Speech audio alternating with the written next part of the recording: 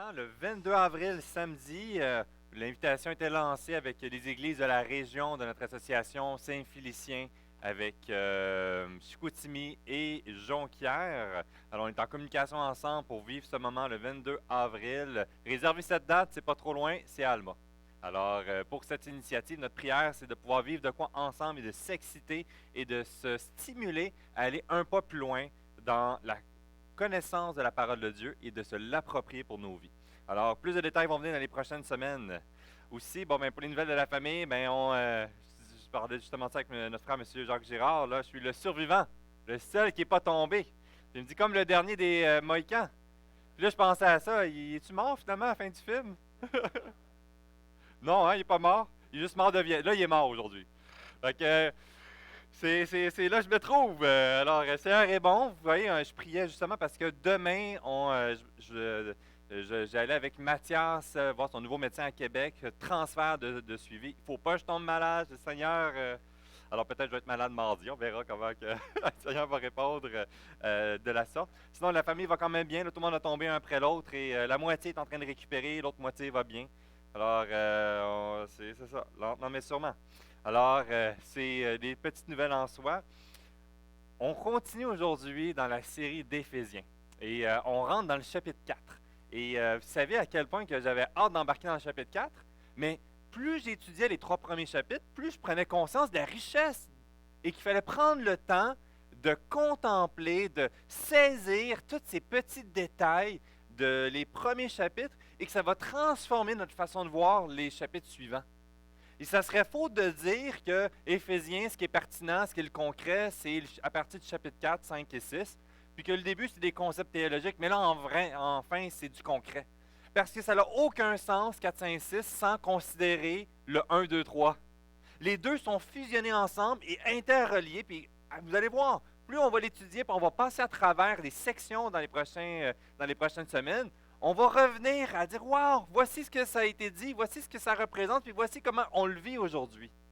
Et ça nous lance dans cette première section, dans les premiers versets du chapitre 4, 1 à 10, ensemble, le lien qui va nous unir ensemble. Et je pensais à une illustration, je ne sais pas pour vous s'il y a déjà quelque chose qui était précieux, que vous aviez hâte d'acquérir, que vous avez dû faire des travaux forts pour réussir à l'avoir.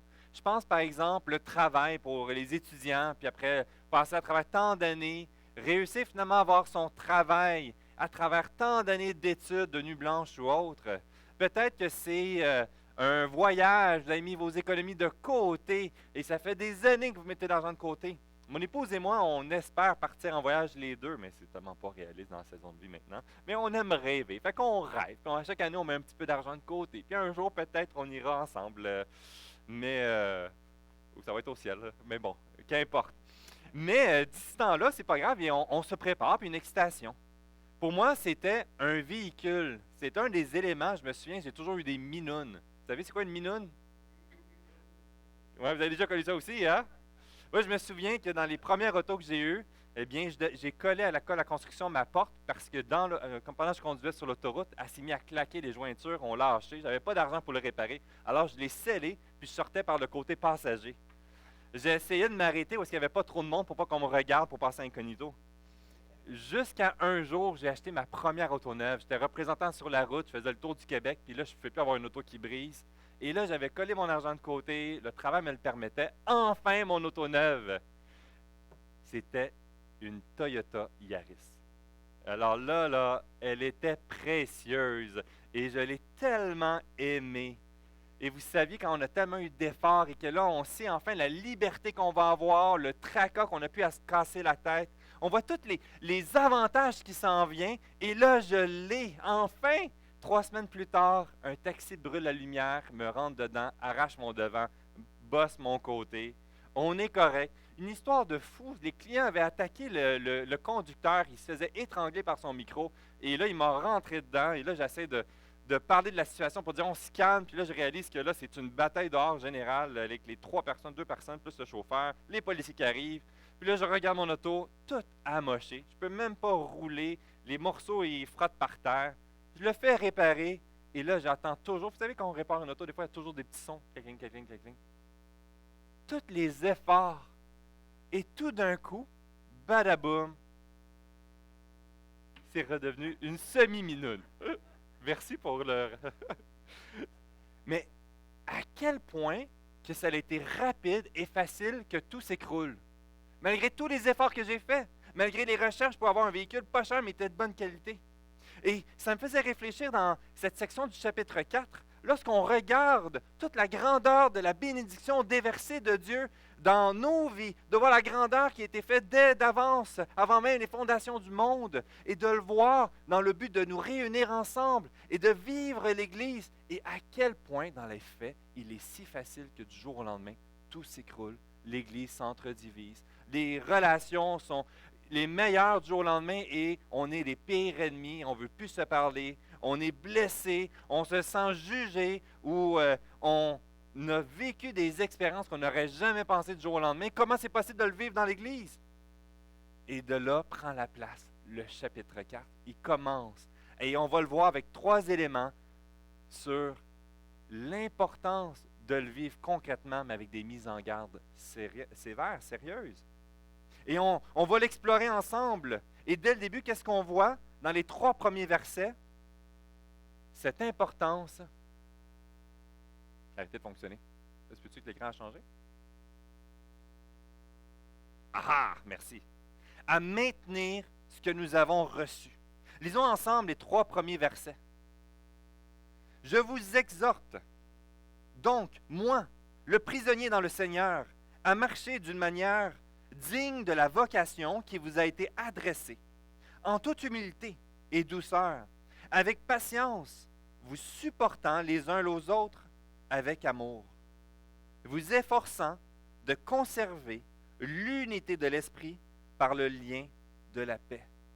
Et ici, c'est tellement intéressant qu'il commence une exhortation. Vous êtes exhortés, je suis exhorté, nous tous, mis en garde. Maintenant, il y a quelque chose qui nous appartient, une responsabilité qui nous est transmise. Et on va le voir tout de suite par la suite, à marcher d'une manière digne de la vocation qui vous a été adressée. Marcher dans le sens de se conduire, notre conduite. Maintenant, voici la grandeur de ce qui a été déversé, voici la richesse des bénédictions, voici la place que nous avons été rachetés et affiliés à Christ, comme on a vu précédemment. Voici votre nouvelle création que vous êtes. Voici l'espérance dans laquelle que vous avez maintenant aujourd'hui. Maintenant, je vous exhorte, marche d'une manière digne à ta nouvelle identité. Alors, dans ce point, c'est une responsabilité qui nous est transmise. C'est bien, et là, on va le voir, c'est bien plus que juste avoir une bénédiction et c'est terminé, je me mets sur le cruise control et je laisse aller, puis on verra qu'est-ce qui va arriver. Loin de là. Il y a une responsabilité que chaque personne de part entière dans l'Église, il lui est confié dans la recherche du maintien de cette responsabilité qui nous est confiée de l'unité dans l'Église.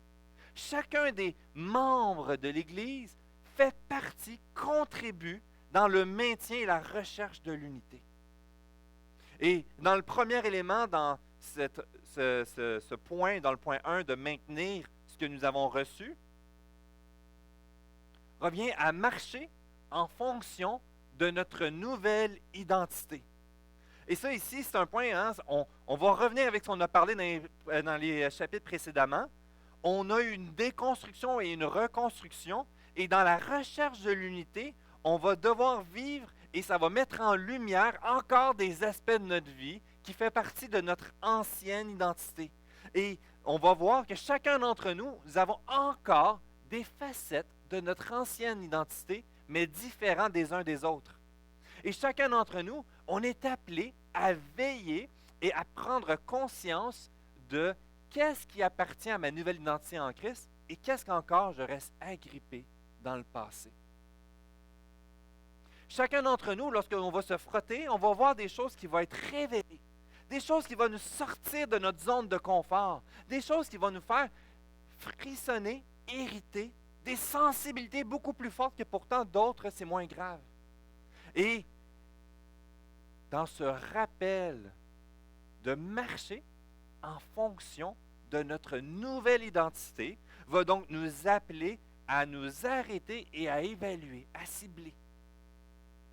Est-ce que présentement, je marche avec une compréhension d'être un disciple de Jésus-Christ, qui a été racheté par le sang de Christ, qui est un rebelle, qui est imparfait, qui est incapable par ses propres moyens? C'est le point, c'est intéressant, de l'exhortation. Il commence par cet élément-là. Et ça va continuer. Et maintenant, tu veux marcher en fonction de ta nouvelle identité? Eh bien, vis-les avec humilité et douceur. Vous savez pourquoi il commence par humilité? Je trouve ça très intéressant. C'était mal vu à l'époque. C'était un signe de faiblesse. Au contraire, la force, les systèmes de valeurs de l'époque, l'humilité était très basse. C'était plutôt écrase et élève-toi dans la culture. Et il commence justement ici en exposant une problématique de l'ancienne valeur, la valeur de l'ancienne identité de l'époque. Et aujourd'hui, on pourrait se poser la question, quelles sont nos valeurs aujourd'hui dans notre culture? Hein? Ouais, ça se ressemble aussi, hein?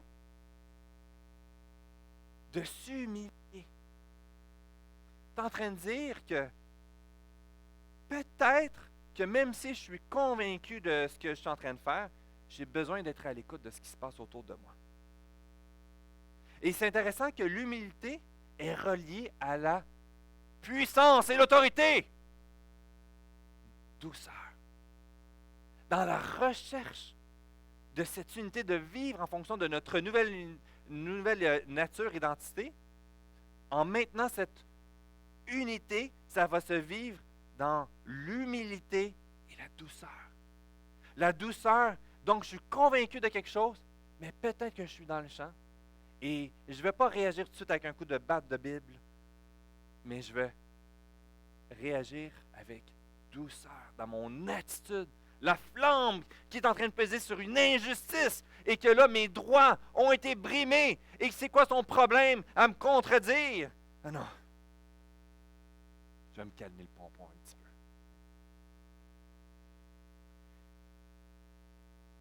Souvent, on est convaincu parce que nos expériences, c'est de la sorte. Hein? On le fait comme ça parce qu'on l'a toujours vu comme ça. Et là, on découvre dans l'Église qu'il y a des gens qui l'ont toujours vu comme ça, mais d'une autre façon. Et là, on est confronté avec des personnes qui arrivent et disent « Oui, mais moi, j'ai toujours fait ça comme ça. » Et là, on doit réussir avec humilité pour dire « Oh, peut-être que ma façon n'est pas la seule et n'est pas la unique méthode de glorifier Dieu, de servir dans l'Église, d'exercer mon don. Peut-être qu'il y a plus. Peut-être qu'il y a du gris, finalement, dans certains concepts. » Et ça continue. Et qu'est-ce qu'ils entament? Avec patience et supporter. Dans la recherche de vivre et de se conduire, de marcher digne de notre nouvelle vocation, nouvelle identité en Christ, avec humilité, douceur, je suis appelé à être patient et à supporter. J'aime supporter parce que, pour le saisir, ça serait endurer. Endure les situations qui te font réagir avec patience, le sens qu'il y a du temps qui doit avoir lieu. Le temps est bon. Le temps, on en a besoin. Au lieu de réagir promptement, sois patient et endure. Endure ce que tu vis. Endure cette personne-là, cette sœur, ce frère. Endure la façon que tu aurais fait différemment. Souvent, lorsque des nouvelles personnes viennent à l'Église, on est prêt à vouloir devenir membre. Et je trouve ça excellent. J'aimerais que tout le monde devienne membre dans l'Église locale. Je vois les bénédictions, je vois la protection, je vois les avantages, je vois la sagesse de Dieu de s'engager, de s'approprier l'Église ensemble. Mais il y a une sagesse de prendre le temps avant de devenir membre pour que la personne puisse saisir et comprendre l'Église. Mais on puisse aussi comprendre la personne. Puis des fois, la personne va arriver et va dire, faut changer ci, il faut changer le style de musique, il faut changer le style de prédicateur, il faut changer la couleur des murs, il faut changer telle affaire, il faut arrêter de faire ci. Attends, prends ton temps, aime l'Église telle qu'elle est. Et on va découvrir à voir Dieu qui agit en arrière. Mais on a besoin d'être patient et de vivre et de prendre la responsabilité qui nous incombe, mais de ne pas prendre le rôle qui appartient à Dieu. Là, je me retiens, on s'en va vers ça. Mais cette idée de s'endurer dans les différends, puis certains, ça va tellement les faire souffrir de dire « je ne suis pas capable, alors je quitte l'Église ». Et le temps dans le membership, c'est pour ça qu'on dit on recommande une période de 6 mois environ, puis ça peut être élastique dans cette période, c'est juste de prendre le temps pour voir, est-ce que la personne va apprendre à aimer l'Église? Est-ce qu'elle va, on va le voir, son cœur, ses motivations, mais aussi elle va découvrir l'Église avec ses belles facettes, mais aussi les imperfections, la réalité du péché, des êtres pécheurs que nous sommes tous ensemble. On a donc dans cette responsabilité de maintenir ce que nous avons reçu, de le rechercher en fonction de notre nouvelle nature en discernant, avec une attitude d'humilité et de douceur, en s'humiliant, en s'abaissant, avec le temps et la patience. Et finalement, le point, puis on l'a chanté, rempli d'amour, avec amour. Le chant qu'on a chanté dans Jean 13, 35, « À ceci tous connaîtront que vous êtes mes disciples, par l'amour que vous avez les uns pour les autres. » Les conflits en général, les brisures dans les églises, la rupture de l'unité dans l'Église est généralement, grande majorité, basée sur des principes secondaires. Deux opinions différentes choquent des titans. On a eu des divisions dans nos églises basées sur le style de la musique, sur l'intégration de l'instrument de musique, la batterie ou autre. Ça, c'est début 2000, là, dans certaines églises, c'était des gros sujets. Et pour certains, ils ont délaissé. Le changement d'heure, une église, on avait failli avoir une division à cause qu'on a changé presque de 30 minutes. Et après, on en reparle. On dit, qu'est-ce qui s'est passé? Pourquoi j'ai autant réagi si fort sur ce changement d'heure de 30 minutes? C'est ce qu'on a vécu dans certaines églises, mais il y a bien plus que cela. Dans la façon qu'on vit l'évangélisation, dans la façon qu'on a un nouveau responsable et qui apporte des choses différentes. Vous savez, une personne est arrivée, puis une nouvelle personne responsable de la cuisine, elle a peinturé la cuisine, changé la couleur. 2 semaines après, qu'est-ce qui est arrivé? L'ancien responsable est revenu, puis a repeinturé la couleur comme l'ancienne façon. C'est pas des blagues, c'est des faits vécus. On peut-tu juste se calmer un peu? Est-ce que c'est vraiment un sujet fondamental que je suis prêt à briser les relations pour la couleur des murs du ministère que je suis plus responsable? Mais je ne banalise pas le sentiment de la personne, ça l'affectait profondément. Elle avait travaillé fort, elle s'était investie pendant des années, elle avait peinturé la couleur il y a quelques années précédemment, et elle le voyait comme une attaque personnelle. Et on a besoin de se rappeler notre identité en Christ, de vivre avec humilité. Il y a peut-être des injustices, il y a peut-être un manque de reconnaissance, il y a peut-être des aspects qu'on aurait fait différemment, puis que les gens ont été maladroits, puis nous ont fait souffrir. Mais il faut réagir avec amour. Et dans Jean 13, 35, et dans le chant qu'on a chanté, la mise en évidence, c'est qu'on n'y arrivera pas par nous-mêmes. Le chant qu'on chante, puis c'est bien dit dans les paroles, ultimement, c'est que par nos propres forces, nous ne pourrons jamais vivre parfaitement cet amour. Mais on est appelé à l'expérimenter et à le vivre. Mais on a besoin de Dieu, qui a été le premier à nous aimer et qui peut produire cette source. On va le voir plus loin. Dans cette première section, dans cette exhortation à maintenir ce que nous avons reçu, j'aimais beaucoup le livre sur l'aspect de artisan de paix. Je pense qu'il y a quelques années, il y a eu une étude qui avait été faite dans l'Église. Et je donne 4 éléments sur lorsque tu réagis à une situation, lorsque tu es confronté à un point de rupture, une souffrance, une injustice, il y a un conflit que tu sembles incapable à surmonter. Et des fois, c'est facile de dire, bon, mais aime et pardonne et on passe à autre chose. Mais la situation fait qu'elle est encore active et ça me fait encore souffrir et je suis encore dans cette situation-là. Puis oui, je veux aimer, oui, je veux être patient, mais à un moment donné, qu'est-ce que je fais? Ça fait des années que je suis dans cette situation-là et ça perdure. Je veux pas avoir le sourire du dimanche matin, puis dans mon cœur, c'est bon dimanche matin, j'espère que tu vas avoir un accident d'auto. On veut pas ça. On veut pas se rendre là. Premier élément, puisque c'est en 4 points, je ne l'ai pas marqué, fait que je vais le dire. Premièrement, c'est se poser la question et de cibler qu'est-ce qui me fait réagir. Si la personne me fait réagir, mais qu'est-ce qui me fait réagir de la personne? C'est quoi réellement? D'être capable d'évaluer, de cibler le point. Après ça, quelle est ma part dans ce conflit? Comment puis-je aider l'autre personne ou la situation à mettre en lumière la problématique, la responsabilité? Donc, cibler ma responsabilité, la responsabilité de la personne, de réussir à mettre en lumière. Et non juste une émotion de « je l'aime pas ». Ensuite, quelle identité est-elle affectée? Mon ancienne identité ou ma nouvelle identité? Qu'en dit la Bible sur le sujet? On a besoin donc, en quoi, comment je peux glorifier Dieu à travers ce que je vis présentement?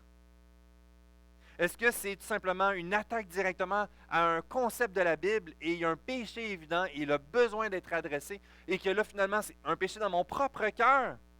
Ça révèle de quoi? Que ça me fait souffrir, puis là, je suis dirigé vers elle et ça me fait souffrir. Mais finalement, ça révèle un péché dans mon cœur qui n'accepte pas le contrôle. Et j'ai besoin de contrôler, puis là, je ne peux pas contrôler cette personne-là ou cette façon-là, et ça ne fonctionne pas comme j'aurais voulu. Et là, les personnes ne m'écoutent pas mes conseils, puis ils auraient dû m'écouter parce que j'avais la meilleure idée. Hey!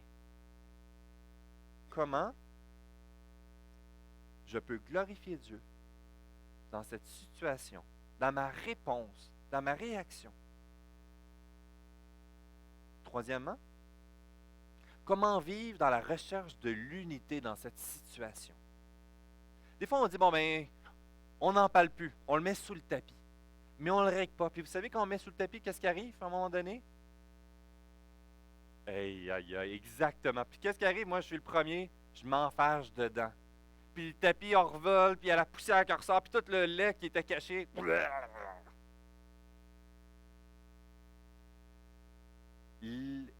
La recherche de l'unité ne veut pas dire d'enfouir sous le tapis puis on le cache. Ou de mettre un beau nouveau plancher pour cacher l'histoire de précédemment de pourquoi il n'y a pas de tapis ici.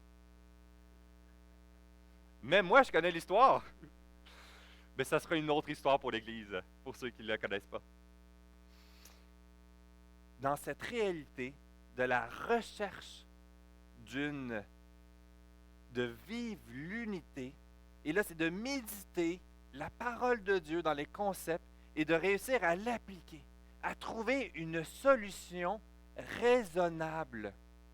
On va accepter que dans mon effort et ma responsabilité ne sera pas nécessairement de réussir à transformer la vie de la personne pour que je sois en unité avec elle. Il y a un élément que je ne pourrai pas faire. Il y a des éléments qui m'appartiennent, mais je ne peux pas aller plus loin. Et ici, dans ce point-là, de la recherche d'une solution raisonnable, qu'est-ce que je peux faire pour maintenir l'unité? Parfois, c'est juste que je ne pourrais pas rentrer en aussi grande profondeur avec la personne. Des fois, ça va être accepté de ne pas servir dans ce ministère avec telle autre personne parce que ça ne fonctionnera pas et parce que je veux l'aimer, je ne veux pas m'exposer dans une situation pour perdre l'amour et effriter l'unité de l'Église. Je veux que la gloire de Dieu soit plus importante que mes droits à moi. Et je veux mourir à moi-même pour glorifier Dieu. Et dans le dernier point, fondamental, c'est de reconnaître son besoin de l'œuvre, de l'intervention de Dieu, dans la prière, de remettre ça à Dieu. Seigneur Dieu, tu vois la situation, tu connais ma souffrance. Je veux persévérer, je veux être patient, je veux aimer cette personne-là, mais je n'y arriverai pas sans toi. Et les gens vont être témoins de dire, ça n'a aucun bon sens que ces deux personnes-là soient ici, puis ne sont pas en train de s'entretuer. La puissance du témoignage, comme le chant puis l'engendre, c'est met en évidence que ça doit être juste une puissance extérieure qui peut produire ça. La beauté de l'œuvre de Dieu qui est en action. Mais on est appelé, on est exhorté à le maintenir. Et dans le deuxième point, à travers ça, comment le faire à travers tous les différents. Et vous savez, souvent, on a une force, puis je le dis des fois, si le don spirituel existait là-dedans, puis c'est avec humour, là, mais ça serait la capacité de discerner les bébites des autres. Souvent, le terme étiquette. On met des étiquettes sur la personne pour résumer c'est qui. Lui, c'est lui qui arrive en retard. Lui, c'est lui qui est pas patient. On a toujours de façon générale, on peut mettre les étiquettes, mais étrangement, c'est souvent avec la perspective négative. Et en faisant ça, on hybride encore l'unité. On devient sarcastique, on devient condescendant, on devient méprisant. Et ici, dans le point, quand en continuité dans les versets 4 à 6, au lieu de focaliser sur les choses qui nous divisent, il faut mettre notre regard sur ce qui nous unit. Focaliser sur ce qui nous unit. Versets 4 à 6, lisons ensemble. Il y a, ah, il y a un seul corps et un seul esprit. Comme aussi vous avez été appelés à une seule espérance par votre vocation. Il y a un seul Seigneur, une seule foi, un seul baptême, un seul Dieu et Père de tous, qui est au-dessus de tous, parmi tous et en tous.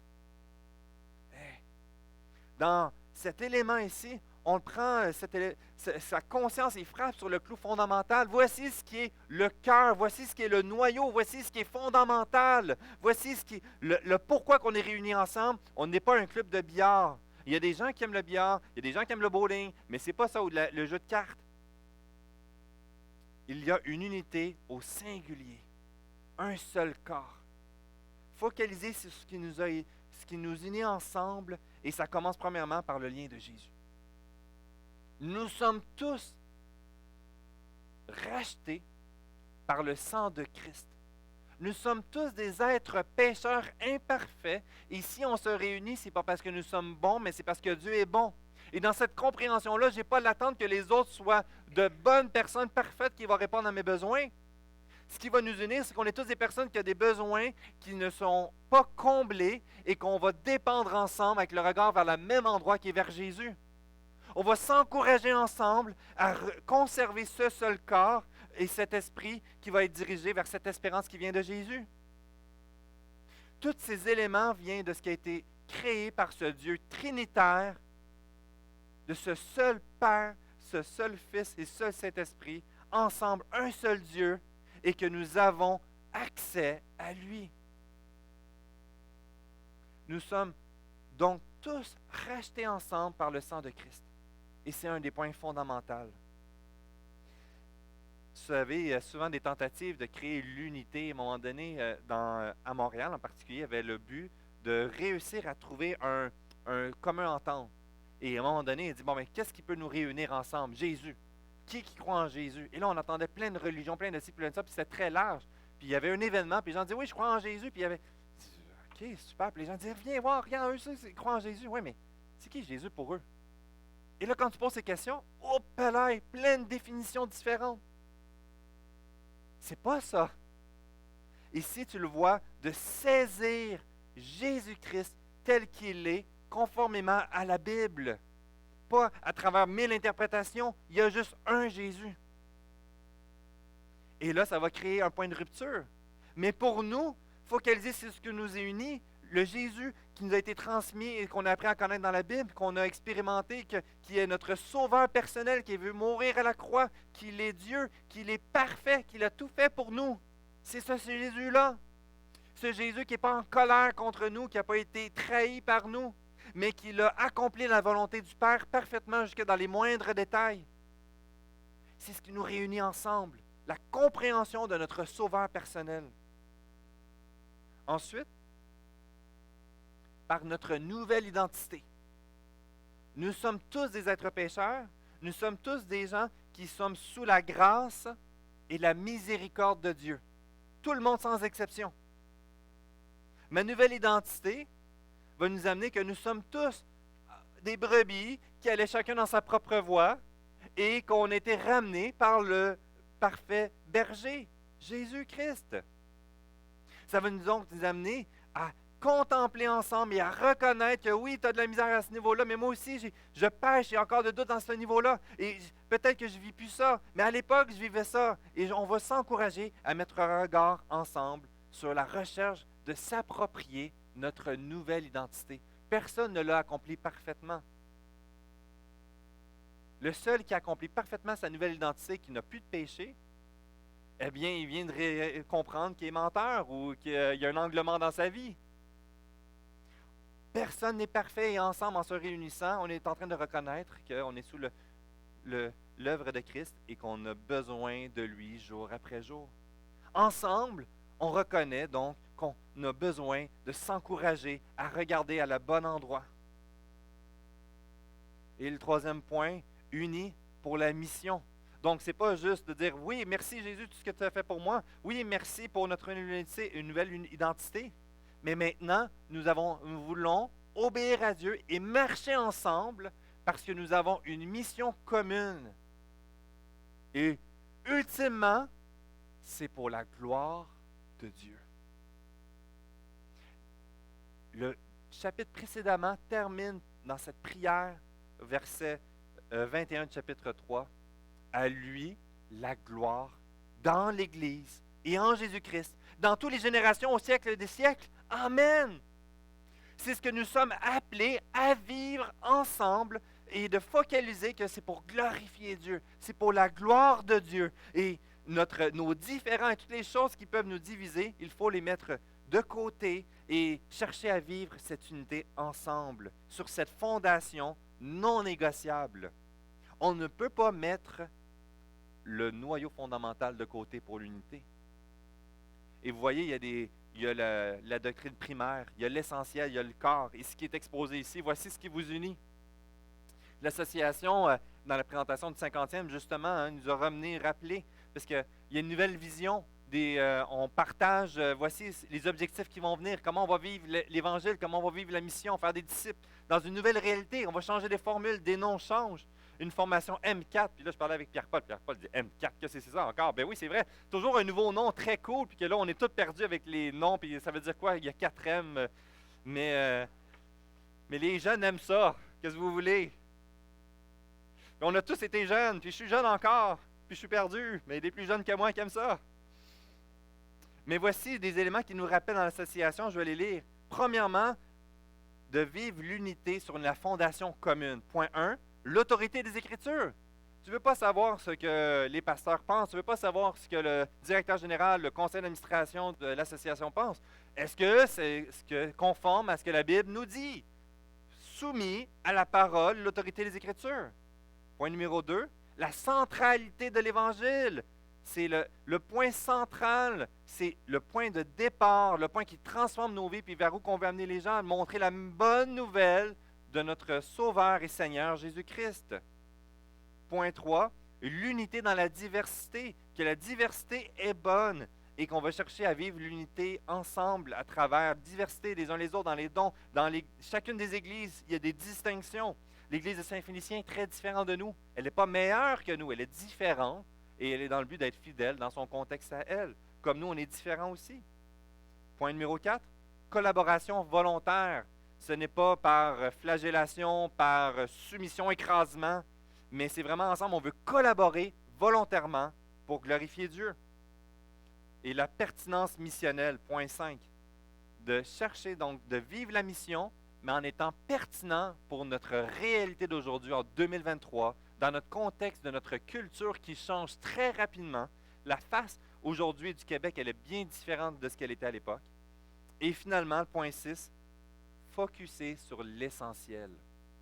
Tandis que les éléments secondaires peuvent souvent être la cause de division, il faut ramener notre regard sur ce qui est le fondamental, versets 4 à 6. Finalement, tu dis, ouf. Bon dimanche, bonne chance. Aïe, aïe, aïe, aïe, aïe. On va se retrousser les manches. Quelle bonne nouvelle que nous pouvons avoir que l'unité ait été rendue possible. Dans le chapitre 4, il ne nous demande pas de créer l'unité. Il nous est dit que Christ a créé l'unité. Il nous a unis à lui et nous avons été ramenés à lui lorsqu'il a été dans notre exaltation au ciel. Il nous a apportés avec lui, il nous a unis à travers cette œuvre et aussi, il nous a créé l'Église. C'est le plan de Dieu que nous vivons aujourd'hui et cette unité est rendue possible parce que c'est lui qui nous l'a transmis. Nous l'avons reçu. Maintenant, pour ça que dans les débuts, il nous aborde sur à le conserver, ce que vous avez déjà reçu. Et les versets 7 à 10, on va le lire ensemble. Mais à chacun de nous, la grâce a été donnée selon la mesure du don de Christ. C'est pourquoi il est dit, étant monté dans les hauteurs, il a amené les captifs, il a fait des dons aux hommes. Or, que signifie le monter, sinon qu'il est aussi descendu dans les régions inférieures de la terre? Celui qui est descendu, c'est le même qui est monté au-dessus de tous les cieux, afin de remplir toutes choses. Et ça commence ici, et c'est incroyable. Vous savez, cette section-là ici, quand il apporte qu'il est monté dans les hauteurs, fait référence au psaume 68, verset 19, qui était dirigé dans la compréhension qui parlait de Dieu l'Éternel. Et Paul est en train de dire, voici ce qui a été dit dans le psaume 68, puis ce qu'on attendait, ce que l'Éternel allait faire, ce que Dieu allait faire, eh bien, c'est Jésus. Paul est en train de ramener les deux. Jésus, c'est l'Éternel, c'est Dieu. C'est le Dieu Tout-Puissant. Et il a accompli parfaitement en étant descendu sur terre pour accomplir cette vie parfaite et d'être remonté au ciel par la suite. On le voit, le psaume 68, verset 19, « Tu es monté dans les hauteurs, tu as amené les captifs. » Et c'est juste cette petite section-là, mais vous prenez le temps de lire le psaume 68 dans l'ensemble, de voir la richesse qui en découle. Et quelle joie de savoir que c'est Dieu qui l'a rendu possible à travers l'œuvre de Jésus sur terre, qu'il s'est fait chair, qu'il est venu. Il est venu accomplir tout ce qui devait être accompli, qui était impossible pour nous, et il est remonté au ciel par la suite. Et par ce prix chèrement payé de la croix, nous pouvons être appelés ses enfants. Nous pouvons goûter de façon imparfaite l'Église céleste au ciel. Nous pouvons parfaitement avoir cette assurance que Dieu l'a rendu possible et que nous pouvons le vivre aujourd'hui même, l'unité. Mais ça ne sera pas facile. Ce n'est pas facile, mais on peut le goûter dès maintenant parce que Jésus a payé le prix pour ça. Il nous a ramenés ensemble. Il a fait sa demeure en nous qui sommes le temple du Saint-Esprit. Tout prend forme. Tous les derniers chapitres nous ramènent et à se l'approprier, à le vivre et à le goûter. Nous pouvons parce que Jésus l'a rendu possible. Mais ce n'est pas seulement qu'il l'a rendu possible. Nous pouvons parce que Jésus le maintient. Dans, par exemple, Jérémie chapitre 23, verset 24 et d'autres. Quelqu'un se tiendra-t-il dans un lieu caché sans que je le voie, dit l'Éternel? Ne remplis-je pas moi les cieux et la terre, dit l'Éternel? Juste précédemment, comme on a vu dans le chapitre 3, il règne. Jésus règne auprès du Père. Et ensemble, et Jésus a l'autorité sur l'Église. Elle lui appartient. Elle est précieuse pour lui.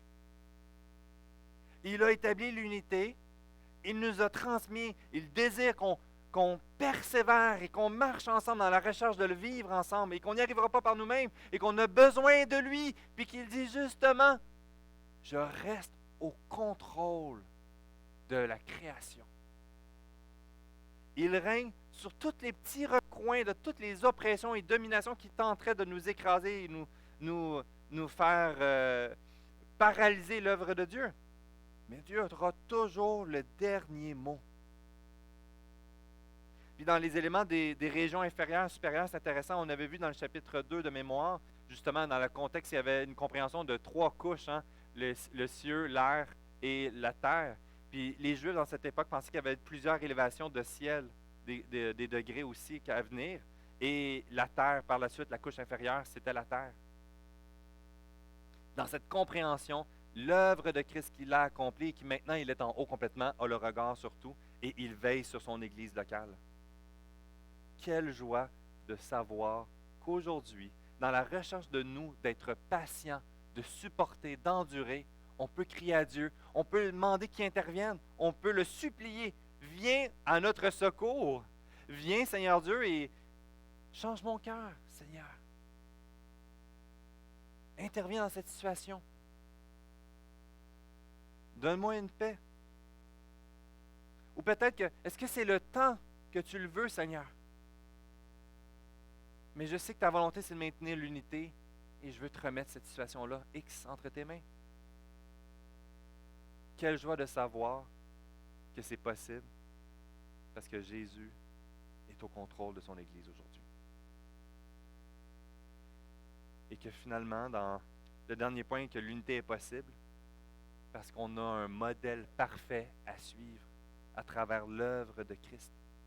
Jésus-Christ. Et plus que j'étudie la parole, que je lis le modèle de Jésus, puis on a fait le survol de Luc, puis j'ai hâte de refaire encore une autre étude dans un autre évangile, parce que j'ai besoin encore de m'émerveiller de comment que Jésus a vécu. C'est le modèle parfait, pas simplement qui est venu sur la terre et mourir à la croix, qui est incroyable, mais il a pris le temps de nous instruire, d'enseigner ses disciples, de nous montrer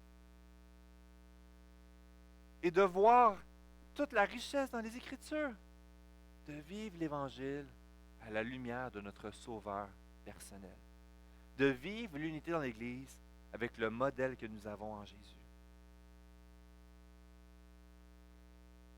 de voir cet amour qu'il avait avec des disciples qui étaient des fois tellement décourageants, à se chicaner, s'entre-déchirer, douter. Puis Seigneur Jésus, il est juste là devant eux. Il était patient. Il était rempli d'amour. On a ce modèle-là. Puis quand je regarde à ma propre vie, puis je regarde Christ, je dis, Seigneur, j'ai encore douté, j'ai encore découragé, puis j'ai encore essayé de reprendre le contrôle de la situation. J'ai besoin de le remettre dans tes mains. Et tu m'accueilles. Tu as été patient avec moi. Merci Seigneur. Et plus je contemple ma relation avec lui, à la lumière des Écritures, puis que je le vois agir dans ma vie, que ça déborde mes relations avec les autres à la lumière de ma relation avec mon Sauveur personnel. Et que chacun d'entre nous, dans la recherche de vivre de plus en plus à l'image de notre Sauveur, puis de saisir, et que ça déborde les uns avec les autres. L'unité est possible, parce que nous l'avons reçu, ce n'est pas nous qui pouvons le créer, parce que Jésus est le chef, il le maintient, et nous avons le modèle parfait en lui. Pour conclure, à travers les prochaines sections, on va le voir des exemples, des mises en situation, des exhortations. Et ça peut juste être de la connaissance parmi tant d'autres, mais ce que Dieu veut nous dire, chacun d'entre nous, c'est qu'il désire nous utiliser. On n'est pas dans un état passif. On est tous des artisans de paix dans l'Église. Et plus on a une sphère d'influence, que tu sois un diacre, que tu sois un ancien pasteur, tu as une responsabilité d'être encore plus un artisan de paix et de créer une ambiance, une atmosphère d'unité. On a tous des convictions personnelles, on a tous 1000 projets, mais ce qui est plus important, c'est la gloire de Dieu et non notre gloire personnelle. Nos plans peuvent être ceux de la volonté du Seigneur, mais ça va être à lui d'ouvrir et fermer les portes. Je n'ai pas à défoncer des murs, nécessairement. Dans le temps de Dieu, pour la gloire de Dieu. Par sa grâce seule, nous pouvons être ses outils. Mais gardons le regard à la bonne endroit, sur ce qui est fondamental. Et que ça transforme notre façon de voir notre place dans l'Église, notre joie à lui servir, et d'être participatif à ce que Dieu est en train de faire présentement dans notre Église, dans nos vies. Je vais inviter l'équipe de louange pour le dernier chant. Et je vais inviter à vous lever. J'ai pris une prière d'un frère que j'aime beaucoup, qui a écrit un excellent commentaire dans Éphésiens. Cette prière est de s'approprier les 6 premiers versets de Éphésiens chapitre 4. Pendant que l'équipe de louange avance, Pierre-Paul, je vais lire Éphésiens chapitre 4, versets 1 à 6. Méditons à ces mots, que nous puissions nous les approprier et que ça devienne une impression dans notre cœur, qu'on l'étampe.